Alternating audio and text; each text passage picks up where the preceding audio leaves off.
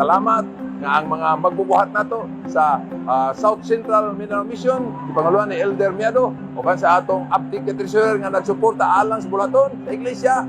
Nalipay ta nga ang atong buhat nagmadaogon. Oban sa tibuok mga pag-ayuda sa tanang mga ministro, mga kaisunan, ang atong buhat ng madaogon. Ingon sa Ginoo kung ang tibuok iglesia bisan sobras katunga niini mayurya mo apil sa buhat dili na madugay. Butakop na ang kasaysayan sa tupat nining kalibutan na. Ang Ginoo pagpanalangin kanatong tanan.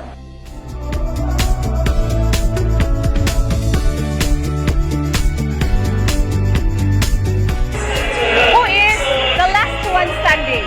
Walay lain kundi si Jesus Cristo, si Jesus Christ.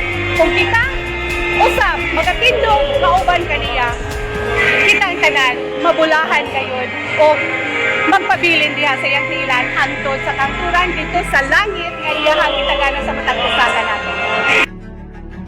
Thank you po sa inyong support and cooperation sa atong programa, ang atong Star Wars and of course, the seminar training workshop for laity.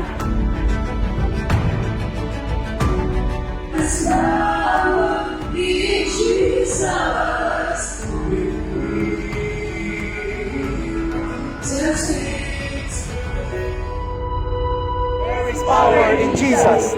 Yes! We are very much thankful na nahimo ni nga venue kay ang mga kaigsuonan diri sa Katinggawan nahimo pud nga na inspire sa mga paghahitabo diri sa Katinggawan.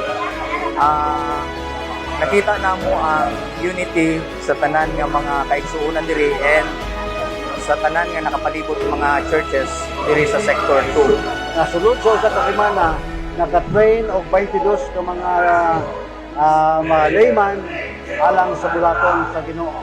Salamat dahil marami kami natutunan. Of course, nang una dito, mga activities na hindi namin makakalimutan at yung mga training na makakaya yung pagka-unity ng aming grupo. Kung anong nagahimot ang mga kaigsunan na ini, tungod kini sa atong total member involvement, nga atong empower ang atong laity, ang atong mga kaigsunan, kunod saon nila pagilapdigit sa buhat sa Ginoo. Kay nasayod kita nga dunay daghan nga gusto mapil pero dili wala lang sila kay balon saon wala pa nato natutuan. O kita nga mga pastor ang ato nga responsibility dili lang pagpangwalit kundi atong ibansayon ug tudluan ang atong mga parishioner aron sila mahigpit diha sa buluhaton.